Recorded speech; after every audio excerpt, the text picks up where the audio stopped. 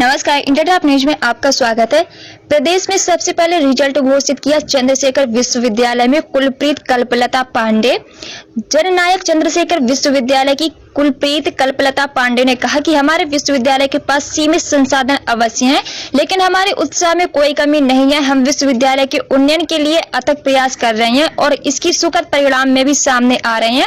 विश्वविद्यालय में आयोजित प्रेस वार्ता में बोल रही थी उन्होंने कहा कि अभी प्रदेश के कई विश्वविद्यालय में परीक्षाएं चल रही हैं, जबकि उनके विश्वविद्यालय ने तय समय से पहले नकल विहीन परीक्षा कराकर एक मिसाल कायम की है।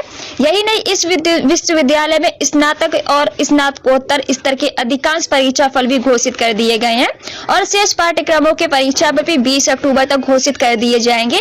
खुशी की बात है कि हमारा विश्वविद्यालय सबसे पहले रिजल्ट घोषित करने वाला प्रदेश का पहला विश्वविद्यालय बन गया है। इस उपलब्धि के लिए कुलप्रीत ने मूल्यांकन प्रभारी अरविंद नेत्र पांडे और अन्य प्रधानाध्यापकों, अधिकारियों, कर्मचारियों को धन्यवाद भी दिया। उन्होंने कहा कि हमारा प्रयास है 30 अक्टूबर तक प्रवेश प्रक्रिया पूर्ण करके 1 नवंबर से कक्षाओं का संचालन आरंभ कर दिया जाएगा। शोध की गुणवत्ता को रखना है कायम। कुलप्रीत ने कहा कि मैं शोध की गुणवत्ता को हर कीमत पर कायम रखना चाहती हूँ। मेरी इच्छा है कि शोध ऐसे विषयों पर हो जिनका हमारे जीवन में उपयोग हो। बलिया की विभूतियां फोरम का उल्लेख करते हुए उन्होंने बताया कि इससे जुड़ी विभूतियों का हमें काफी सहयोग मिल रहा है। इनमें से कई हमें शोध में सहयोग करने के लिए तैयार हैं। हमारा प्रयास होगा कि इनकी विशेषज्ञता का लाभ हमारे शोधकर्ताओं को मिले।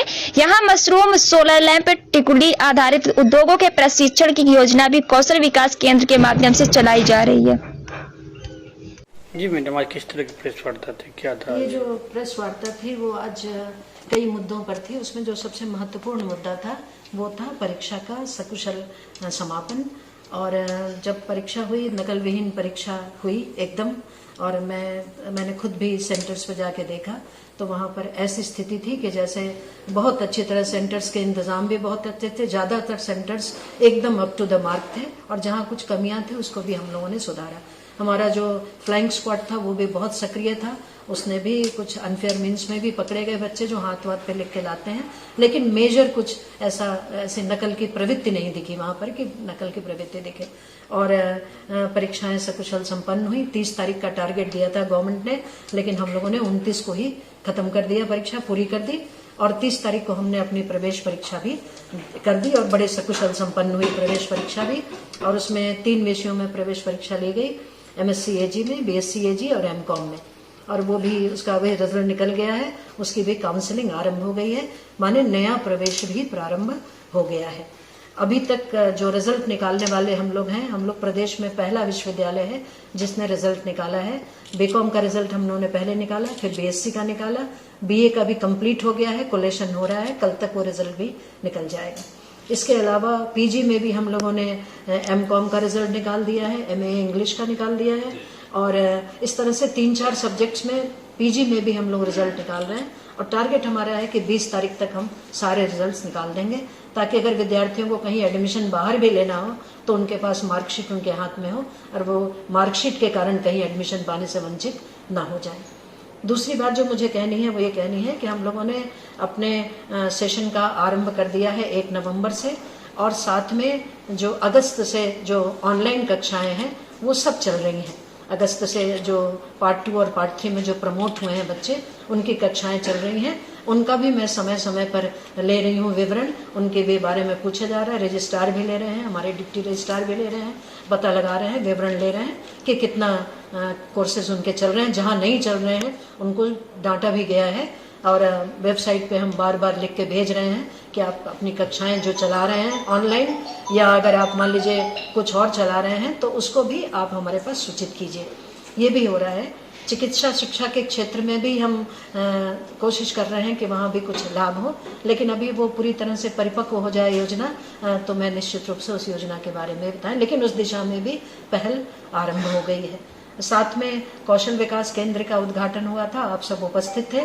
कौशल विकास केंद्र की भी योजना बन गई है। ग्राम प्रधानों को बुलाया गया है मीटिंग के लिए और उनसे पूछकर उनको क्या चाहिए वो भी, और साथ में मैंने 3 चुना था, मशरूम चुना था, टिकली क्योंकि यहाँ ODOP है उसका, और साथ में जो है एक सोलर लैंप बनाने के, उसके पार्ट्स को असेंबल करके सोलर लैंप के भी बनाने, उसके बेचने और उसकी दुकान की भी तो इसके लिए SHG जो होते हैं, सेल्फ हेल्प ग्रुप, उसके थ्रू जो है उस कार्य को हम लोग करेंगे। और इसमें आनंद स्वरूप शुक्ला जी हम लोग की बहुत मदद कर रहे हैं। उन्होंने हम लोगों को यहाँ पर आए भी थे, उन्होंने केंद्र का उद्घाटन किया, उन्होंने BDO DDO आदि को सबको कहा भी उन्होंने कि आप इनकी पूरी मदद कीजिए। कल BDO भी आए थे हमारे पास और उन्हें उस दिशा में कार्य भी हम लोग बहुत अच्छी तरह से कर रहे हैं।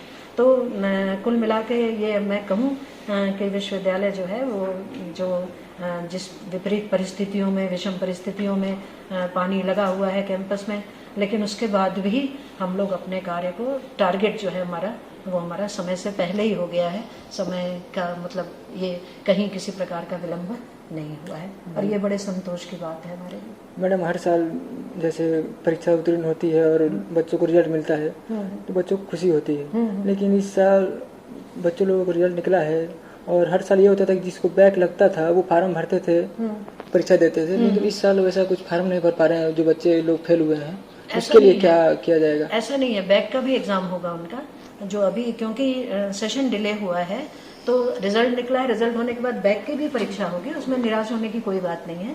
बैक का भी फॉर्म भरा जाएगा, उनके लिए एग्जाम होगा उनका, अब हम लोग करेंगे उसका एग्जाम, हम जनवरी तक कर सकते हैं हम लोग उसका बैक। हाँ, अभी तो पूरे रिजल्ट आ जाए, पहले लोगों को ये पता तो चल जाए कि कौन पास हुआ है कौन फेल हुआ है, ये पता चल जाए तो निश्चित रूप से बैक भी होगा, उनके उस सुविधा से वंचित नहीं किया जाएगा। ओके। हाँ। ये मैडम शहर से बहुत दूर है विश्वविद्यालय, हाँ। और पानी से भी ग्रसित रहता है, कितनी हाँ। समस्या उठानी पड़ती है?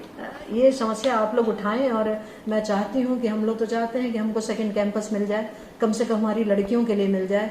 और यहाँ पर ऐसी जगहें हैं कुछ जहाँ पर मिल सकता है, मेन रोड के आसपास मिल सकता है, यदि वहाँ दे दिया जाए तो। अभी इस समय जो नई शिक्षा नीति है उसमें महिलाओं के लिए, महिलाओं की शिक्षा पर बहुत ज़्यादा बल दिया गया है और लड़कियों के लिए अलग से ग्रुप बनाया गया है, उनका जो सोशियो इकोनॉमिकली डिसएडवांटेज ग्रुप है उसमें लड़कियों को भी जोड़ा गया है, विमेन का भी है, SWG है, बहुत महत्वपूर्ण ग्रुप है। तो उसमें यदि वो चाहें तो हम लोग तो तैयार हैं, कैंपस मिल जाए तो हम लोग के लिए बहुत अच्छा, विशेषकर हमारी लड़कियों के लिए बहुत अच्छा है। तो अगर ऐसा हो तो मैं तो सरकार को बहुत आभारी रहूंगी उनकी, अगर हमको इस तरह की कोई मदद अगर वो देते हैं, और मैं उनसे एश्योर करती हूँ कि वो जैसे ही हमें देंगे मदद, हम तुरंत उस दिशा में महत्वपूर्ण कदम उठाते हुए अपनी लड़कियों को, जो यहाँ बलिया की लड़कियाँ हैं उसमें एक से एक टैलेंटेड लड़कियां हैं, उनको भी मदद हो जाएगी।